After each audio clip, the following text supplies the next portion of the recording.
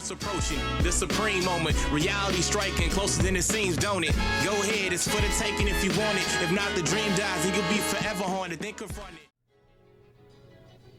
What's good? So before I head into work this morning, I'm going to go ahead and knock this out since JP is getting the Monaka unit finally. So this will be on the updated Realm of Gods category team with the transforming Zamasu unit as lead. Of course, that provides a 170% to attack, so a little bit better than the traditional Realm of Gods category lead with the Ultra Instinct Goku. So let's cover the stats real fast. I know a lot of the global players already know well enough about this unit, but for JP players, this is the first time again that's the unit's hitting the game. So leader skill is representatives of Universe 7 category, key plus 3 HP attack and defense increase of 50%.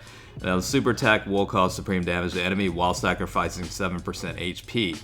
Now the 7% sacrificing of HP sounds bad, but if you take a look at the passive skill, it actually kind of makes sense as to why it would be somewhat beneficial. It's an oxymoron, but it actually works out. So the passive skill is an attack increase of 77% for 4 turns after receiving an attack, and then raises attack by up to 77%.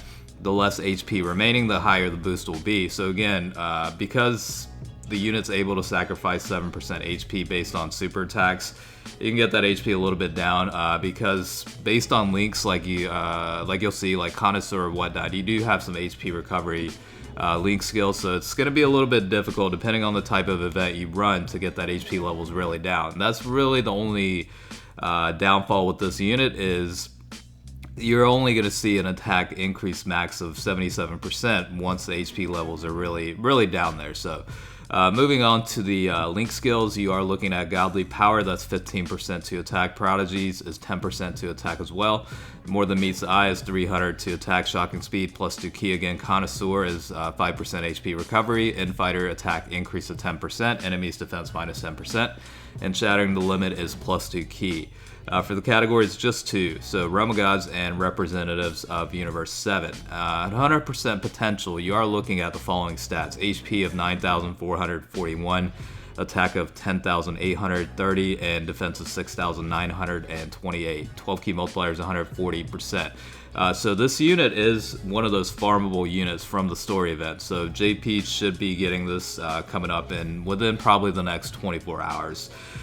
So it is a free-to-play unit. Now, in terms of getting this unit to 100% potential, it really depends. It's a little bit of a tricky unit to work with because you're not really going to get the maximum benefit unless the HP levels are really down there. And, you know, in most cases, especially on like a normal Dokkan event, you're not going to be able to get the HP levels down there. I mean, depending on obviously your deck, but most of the time, if you have a decent deck, as it is, and a decent team within Realm of Gods, it's probably going to be a little bit of a struggle to see this unit really get that 77% max boost as the secondary passive. Now, you can still get the 77 from the first set of the passive skill where you just simply have to receive an attack and you'll get a 77% for the next 4 turns after that. So, you know, it's fine in that regard. I think with the potential levels, you can offset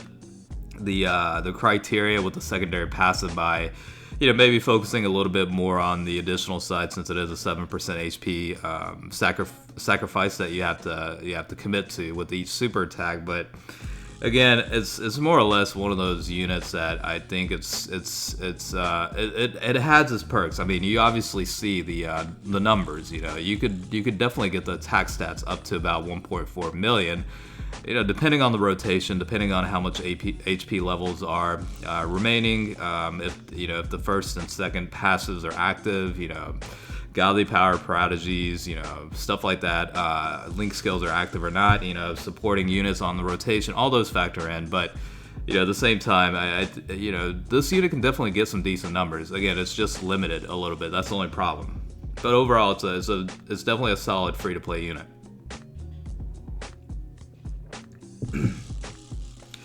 Well, for obvious reasons, definitely does share a lot of link skills with the Beerus units. So I think on top of the head, you're looking at, you know, Godly Power, Prodigies, Shocking Speed, Connoisseur, stuff like that. So a lot of link skills are shared. for quote-unquote obvious reasons, but yeah, you could certainly link up Monaka with the other Beerus units. Even Whis has got a couple of links as well, and you do see that throughout some of the footage here. So of course Toppo provides a decent boost with the super attack as well for allies, so sometimes you'll see that in the first slot helping everybody else out.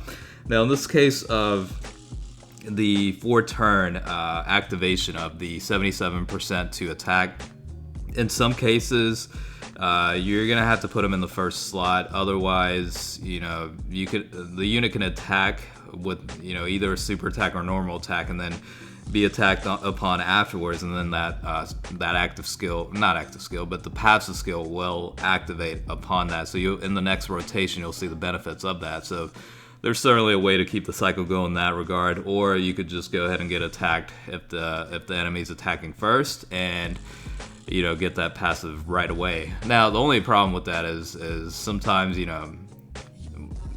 you'll have to sacrifice links between some of the other units that might have been shared, if you had Monaka in the second slot versus the first slot. But it really depends on how you want to play it. It's not really that big of a deal. Either way, I think the takeaway is this unit is pretty decent as a free-to-play option, not the best by any means. Really just comes down to the fact that it is a little bit restricted in that you do have to have lower HP levels, so it might actually benefit some of the newer players maybe in that regard. But overall, I think it's still a pretty solid unit. It'd be interesting to see how this unit does on, let's say, the legendary Goku battle. It's obviously a very intense battle setting. I think, with that though, 7% HP is going to really be a handicap in that type of event. You really want to conserve HP as much as possible. So, it would be interesting to see how this guy does against the very last battle, which is the Intelligence Ultra Instinct Goku. I think that'd be kind of interesting, how much damage this unit can actually apply. But again, getting to that point is probably the biggest pain in the ass portion, you know what I mean? That's probably the biggest hurdle.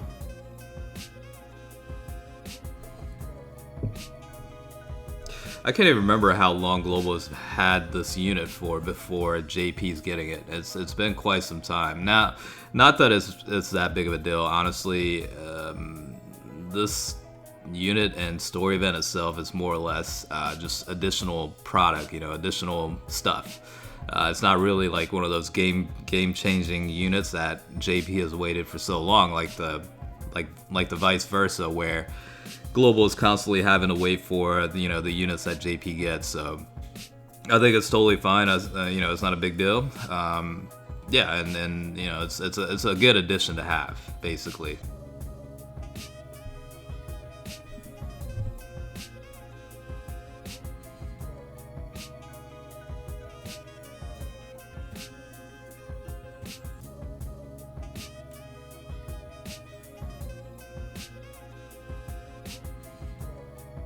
So moving on to the Jiren portion now, Monaka will be facing type disadvantage scenarios against the latter parts, which are the strength units, but it's always good to see how units do in type disadvantage settings as well.